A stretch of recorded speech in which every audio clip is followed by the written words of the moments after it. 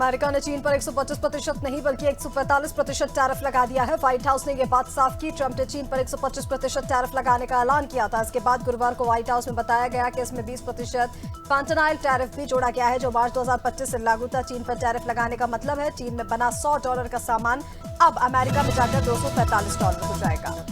2008 मुंबई आतंकी हमले के मास्टरमाइंड तब्बुर राणा से आज एनआईए पूछताछ करेगी। एनआईए के एसपी और एएसपी रैंक के अधिकारी एनआईए के इंटरोगेशन रूम से सीसीटीवी के सामने उससे सवाल जवाब करेंगे, जिसकी पूरी रिकॉर्डिंग की जाएगी। दिल्ली की पटियाला हाउस कोर्ट ने राणा को 18 दिन की एनआईए कस्टडी में भेजा है। स्टडी के दौरान एनआईए रोजाना राणा से पूछताछ की एक डायरी तैयार करेगी। ढाका बांग्लादेश में छात्र आंदोलन में कथित भूमिका को लेकर सेना के 5 अफसरों को नजरबंद कर दिया गया है। इनमें brigadier Zakaria Hussain, brigadier general Imran, RAB से कर्नल अब्दुल्ला अल मोमेन और ईस्ट बंगाल रेजिमेंट से मेजर मोहम्मद नौमान अल फारूक शामिल हैं।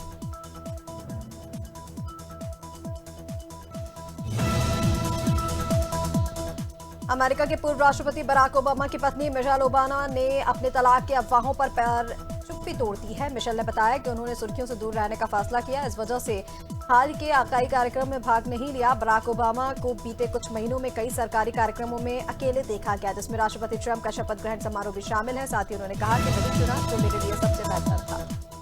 नए वक्फ कानून के खिलाफ all India Muslim personal law board देश भर में वक्फ बचाओ अभियान शुरू कर रहा है। बोर्ड के मुताबिक अभियान पूरी तरह शांतिपूर्ण लोकतांत्रिक होगा। इसका पहला फेज 11 अप्रैल से शुरू होकर 7 जुलाई यानी कि 87 दिन तक चलेगा। इसमें वक्फ कानून के विरोध में 1 करोड़ हस्ताक्षर कराए जाएंगे, जो पीएम मोदी को भेजे जाएंगे। इसके बाद अगले फेज की रणनीति तय की जाएगी। केंद्रीय मंत्री प्रहलाद जोशी एक दिवसीय दौरे पर लखनऊ पहुंचे। इस दौरान मंत्री प्रहलाद जोशी अलग अलग कार्यक्रमों में शामिल हुए। किसानों से बातचीत कर गेहूं खरीद की समीक्षा की। प्रहलाद जोशी ने बताया कि मंडी में सरकार ने बेहतर व्यवस्था की है।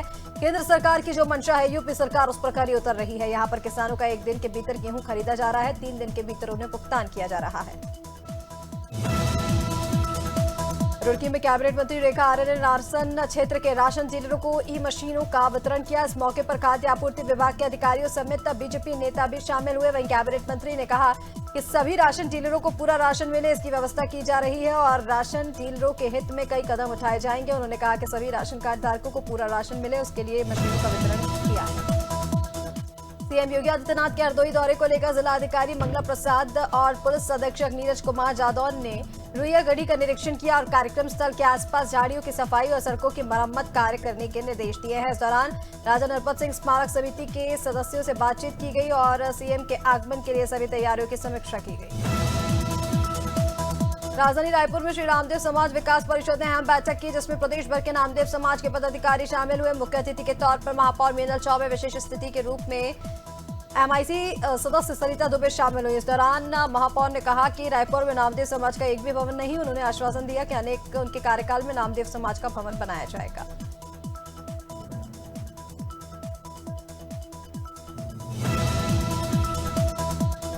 रायटी में 10 अप्रैल को सिंधी भाषा दिवस के अवसर पर एक संगोष्ठी का आयोजन किया गया। कार्यक्रम में सभा के प्रमुख सदस्यों ने सिंधी भाषा को आने वाली पीढ़ियों तक संरक्षित रखने पर विचार व्यक्त किए। कार्यक्रम में भारतीय सिंधु सभा युवा शाखा के प्रदेश महामंत्री अश्विनी नानकानी, सिंधी पंचायत के अध्यक्ष दिलीप मंगतानी सहित अन्य सदस्य उपस्थित रहे।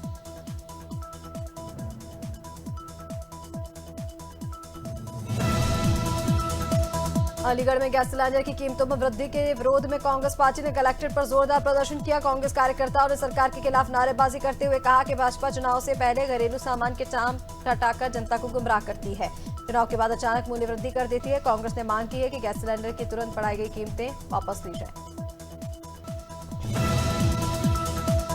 बागी जनपद के बोरानिया गांव में पेयजल संकट से जूझ रहे ग्रामीणों को विधायक मुरली भवरा ने राहत प्रदान की है। उन्होंने गांव के एक नया पेयजल टैंकर उपलब्ध करवाया। ग्रामीणों ने विधायक के इस कदम की सराहना की। उनका कहना है कि ये टैंकर उनकी दैनिक जरूरतों को पूरा करने में सहायक होगा। विधायक ने आश्वासन दिया कि क्षेत्र की अन्य समस्याओं पर शीघ्र ध्यान दिया जाएगा। बटियागढ़ के मगरौन थाना क्षेत्र में एक महिला के साथ मारपीट का मामला सामने आया। घटना के दौरान बीच बचाव करने आए घनश्याम लोधी पर भी लाठी डंडों से हमला कर घायल किया गया, जिसके बाद घायल अवस्था में वो थाने पहुंचा और पुलिस से मामले की शिकायत की। पुलिस ने आरोपियों के खिलाफ मामला दर्ज कर लिया है, जांच में जुट गई है।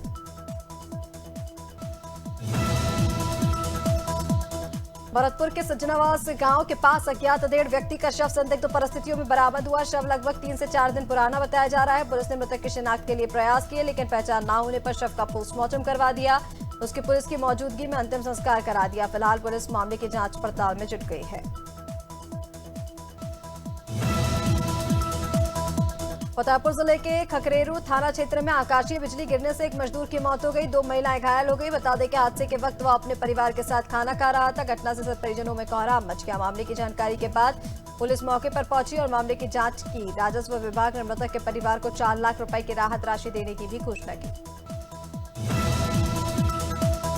फतेहपुर के सदर कोतवाली क्षेत्र में एक नाबालिग से दुष्कर्म का प्रयास किया गया। पीड़िता अपनी बहन के साथ थरियागांव थाना क्षेत्र से आ रही थी, तभी बारात में शामिल एक युवक ने उसे जबरन कार में बंद कर दुष्कर्म की कोशिश की। बच्ची के जोर शोर मचाने के बाद आसपास के लोग मौके पर पहुंचे। आरोपी फरार हो गया। फिलहाल पुलिस मामले की जांच में जुट गई है। ग्वालियर के आईटीएम यूनिवर्सिटी के पास स्थित पेट्रोल पंप पर 2 युवकों ने कर्मचारियों के साथ धोखा किया। युवक अपनी गाड़ी में डीजल डलवाने पहुंचे, 5,000 रुपए का डीजल भरवाया। डीजल डलवाने के बाद पेट्रोल पंप कर्मचारी ने पैसे देने की बात की, लेकिन कुछ ही समय बाद बिना पैसे दिए दोनों मौके से फरार हो गए। घटना का सीसीटीवी फुटेज सोशल मीडिया पर वायरल हो रहा है। पुलिस मामले की जांच में जुट गई है। ग्वालियर जबरा हाईवे पर एक युवक ने अपनी जान जोखिम में डालते हुए कार की छत पर सफर किया। ये घटना सोशल मीडिया पर वायरल हो रही है, जिसमें एक युवक कार की छत पर लेटे हुए नजर आ रहा है, जबकि कार तेज गति से दौड़ रही है। इस घटना ने सभी को हैरान कर दिया है। फिलहाल पुलिस इस मामले की जांच पड़ताल में जुट गई है।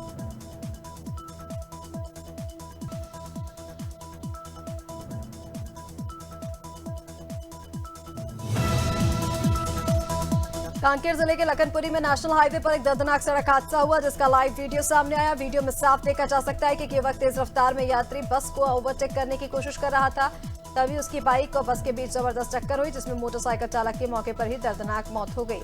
फिलहाल पुलिस मामले की जांच में जुट गई है।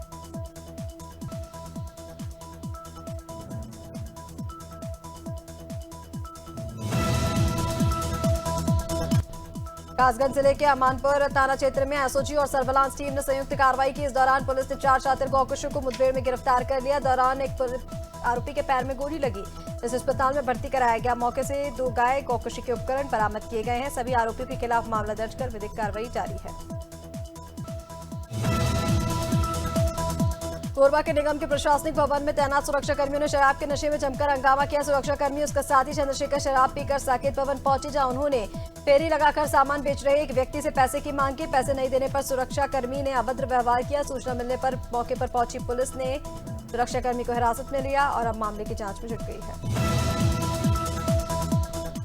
अमरोहा में आवारा कुत्तों के हमले से 7 साल की मासूम की मौत हो गई। मामला हसनपुर कोतवाली क्षेत्र के फुलपुर बिजलपुर गांव का। बच्ची मां के साथ खेत में गई थी। इस दौरान आदमखोर कुत्तों ने चुंड ने बच्ची के ऊपर हमला कर दिया। किसी तरह मां ने बच्ची को छुड़ाया, हसनपुर सीएचसी ले गई। डॉक्टरों ने इलाज के दौरान बच्ची को मृत घोषित कर दिया है। बालाघाट में एक आदिवासी युवती का मुस्लिम युवक ने अपहरण कर लिया। मामला बेहर थाना क्षेत्र के मलाडगंज का है, जहां शीतलपानी गांव की मुस्कान दुर्वे, जो कि बेहर में किराए के मकान में रहकर पढ़ाई करती थी, 6 अप्रैल को एक मुस्लिम युवक वसीद अली ने अपने साथियों के साथ उसका अपहरण कर लिया। परिजनों ने मुस्लिम युवक वसीद पर अपहरण का आरोप लगाते हुए थाने में शिकायत दर्ज कराई है। मथुरा में एक पति ने अपनी पत्नी की हत्या कर दी। मामला जमुनापुर थाना इलाके के सुखदेवपुर गांव का बताया जा रहा है कि आरोपी विजय का दूसरी महिला से अवैध संबंध थे, जिसकी वजह से आए दिन विजय और उसकी पत्नी में विवाद होता था। बीती रात भी उन दोनों में झगड़ा हुआ और झगड़ा इतना बढ़ गया कि विजय ने अपनी पत्नी रेखा को मौत के घाट उतार दिया।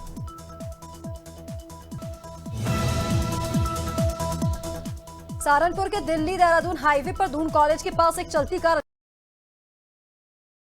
अचानक आग के हवाले हो गई। कार में सवार यात्रियों ने समय रहते कूदकर जान बचाई, जिससे बड़ा हादसा हो गया। घटना की सूचना पर थाना बेरीगढ़ पुलिस और फायर ब्रिगेड की टीम मौके पर पहुंची, आग पर काबू पाया। हादसे में हाईवे पर कुछ देर के लिए यातायात बाधित रहा। फिलहाल आग लगने के कारणों की जांच जारी है।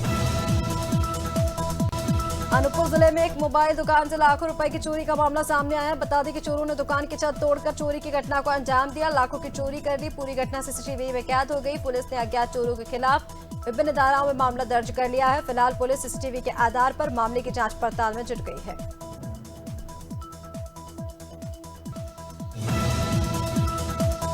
लटेरी में अजाक्स संघ के सदस्य ने अपनी लंबित मांगों को पूरा करने के लिए मुख्यमंत्री के नाम तहसीलदार को ज्ञापन सौंपा। संघ के सदस्यों ने कहा कि कई सालों से उनकी मांग प्रशासन से पूरी नहीं हो पा रही है। ज्ञापन में प्रमुख मांगों में उच्च पदों पर प्रभार वरिष्ठता के आधार पर देने और संभाग में छात्रावास खोलने की भी मांग है।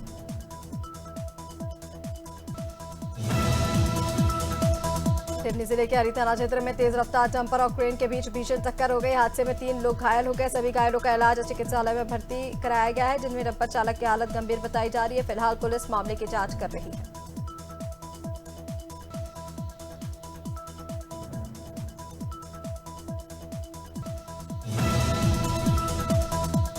सिवनी थाना क्षेत्र के बोरदई गांव स्थित महाकालेश्वर मंदिर से बीती रात 2 चोरों ने दान पेटी चुरा ली। घटना मंदिर में लगे सीसीटीवी में कैद हो गई। सुबह जब पुजारी ने मंदिर खोला, दान पेटी गायब मिली, जिसके बाद उन्होंने सिवनी थाने में चोरी की शिकायत दर्ज कराई। पुलिस मामले की जांच में जुट गई है। चोरों की तलाश जारी है।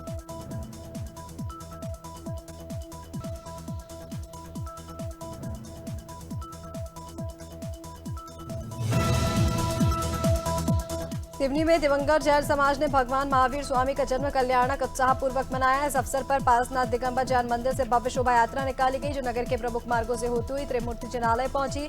शोभा यात्रा में भजन, रंगोली और झांकियों के माध्यम से जन्म, तप और मोक्ष कल्याण का प्रदर्शन किया गया।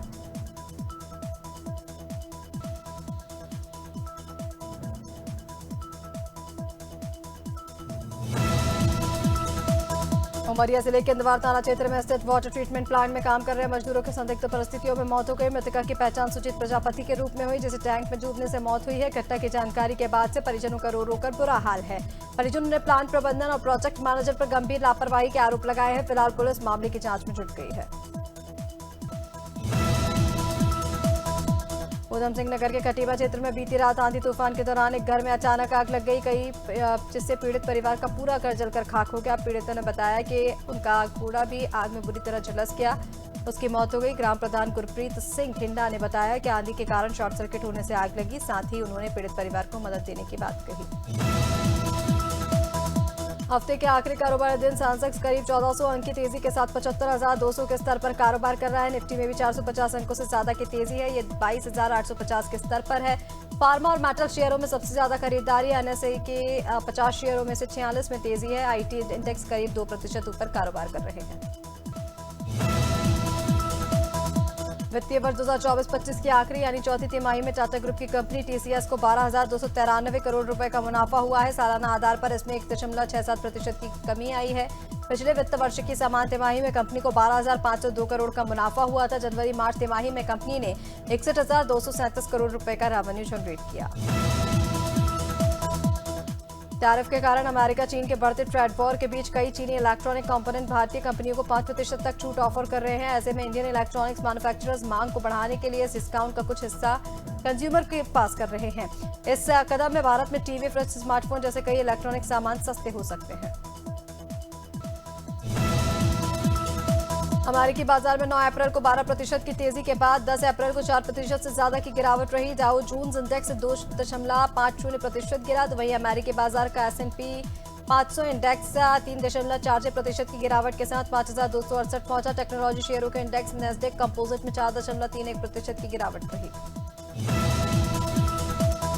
MS Dhoni Chennai super Kings की कप्तानी करते नजर आएंगे। टीम के कप्तान ऋतुराज गायकवाड़ इंजरी के कारण आईपीएल के 18वें सीजन से बाहर हो गए हैं। ये जानकारी टीम के कोच स्टीफन फ्लेमिंग ने दी। सीएसके ने अपने सोशल मीडिया हैंडल पर भी गायकवाड़ की इंजरी के बारे में बताया।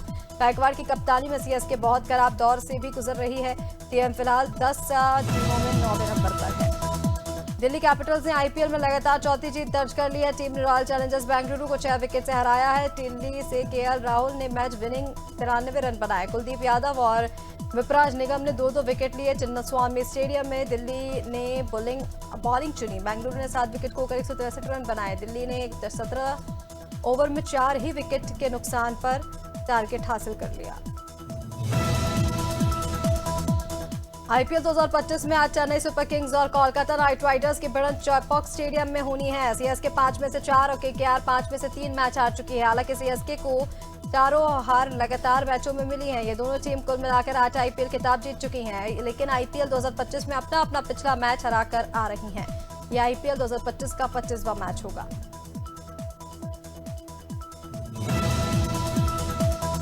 ओलंपिक गेम्स 2028 में क्रिकेट के मेंस और वुमेन्स दोनों ही कैटेगरी में कुल 6 टीमें हिस्सा लेंगे। इसका ऐलान इंटरनेशनल ओलंपिक कमेटी ने किया है। दोनों कैटेगरी में सभी 6 टीमें अपने अपने स्क्वाड में 15 मेंबर्स चुन सकती हैं। ओलंपिक में क्रिकेट को पिछले साल शामिल किया गया था। इसमें क्रिकेट के T20 फॉर्मेट को चुना गया है। फिल्मों से ज्यादा अपनी विवादित बातों में सुर्खियां बटोरने वाले फिल्ममेकर राम गोपाल वर्मा के खिलाफ एक और शिकायत दर्ज। हाल ही में राष्ट्रीय प्रजा कांग्रेस के अध्यक्ष श्रीनिवास ने हिंदू विरोधी बातें करने पर उनके खिलाफ शिकायत दर्ज करवाते हुए जल्द ही लीगल एक्शन लिए जाने की बात कही। बता दें कि राम गोपाल वर्मा ने बीते कुछ दिनों में कई पोस्ट पर कमेंट किए हैं जो हिंदू विरोधी थे। अपूर्वा मखीजा ने इंडियाज गॉट टैलेंट विवाद के बाद अपना पहला व्लॉग शेयर किया। इस व्लॉग के जरिए उन्होंने बताया कि उसके बाद से उनकी जिंदगी में कई बदलाव आए। अपूर्वा ने अपने व्लॉग में बताया कि मैंने इन सब से निकलने के लिए एक टेरा कार्ड रीडर की मदद ली, जिसने मुझे बताया आपके ऊपर काला जादू हुआ है, और मैं उसकी बातों से श्योर हो गई हूँ। ज्यादा नेगेटिविटी की वजह से मैंने खुद को ही नुकसान पहुंचा लिया। साल 2010 में आई हॉलीवुड फिल्म आयरन मैन 2 में विलन का किरदार निभाने वाले एक्टर मिकी राउरके ने अपने करियर को लेकर बड़ा खुलासा किया। उन्होंने बताया कि उन्होंने कोई भी फिल्म ऑफर नहीं हो रही है, जिस कारण से वह तंगहाली से जूझ रहे हैं। इतना ही नहीं, उन्हें लगता है कि उनका एक्टिंग करियर तबाह हो चुका है। साथ ही उन्होंने बताया कि बीते कई साल से उन्हें असफलताओं का सामना करना पड़ रहा है। फवाद खान फिर से एक हिंदी फिल्म अबीर गुलाल में नजर आने वाले हैं। इसको लेकर सोशल मीडिया पर लोगों की मिलीजुली प्रतिक्रिया आ रही है। इसी बीच सनी देओल ने जब इस बारे में पूछा गया तो उन्होंने बात रखी। उन्होंने कहा कि आज की दुनिया ग्लोबल हो चुकी है, हमें देशों को जोड़ना चाहिए, यही सही तरीका है।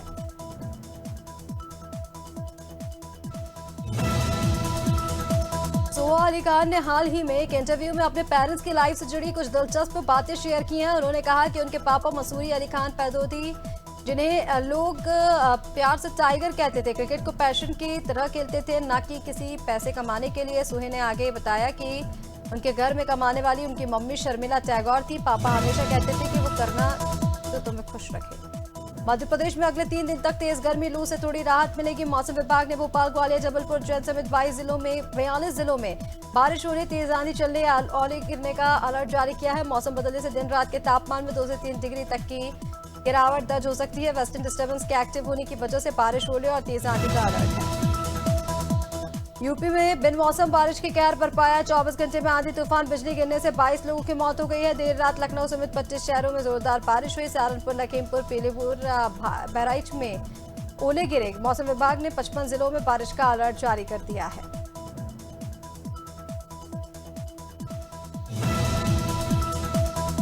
पंजाब में लगातार गर्मी बढ़ती जा रही है। अलर्ट के बाद भी बारिश देखने को नहीं मिली। आज भी राज्य भर में बारिश को लेकर अलर्ट जारी किया गया है। पटियाला जिले में ओलावृष्टि की संभावनाएं जताई गई हैं। इसके बावजूद राज्य के तापमान में बढ़ोतरी हो रही है। बीते 24 घंटों में तापमान 0.7 डिग्री की बढ़ोतरी देखने को मिल रही है।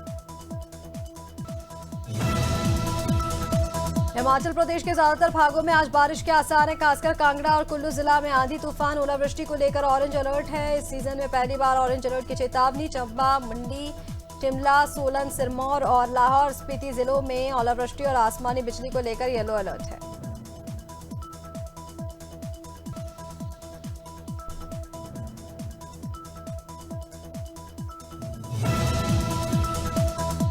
उत्तराखंड में गुरुवार से अगले 2 दिन के लिए बारिश और तेज हवाएं चलने का अलर्ट जारी है। मौसम विभाग का पूर्वानुमान है प्रदेश के अधिकतर जिलों में 11 अप्रैल को बारिश और तेज हवाएं चलेंगी। कहीं कहीं पर ओलावृष्टि हो सकती है। इसके लिए मौसम विभाग ने ऑरेंज अलर्ट जारी किया है, जबकि प्रदेश के उच्च हिमालयी क्षेत्र में बर्फबारी का पूर्वानुमान है।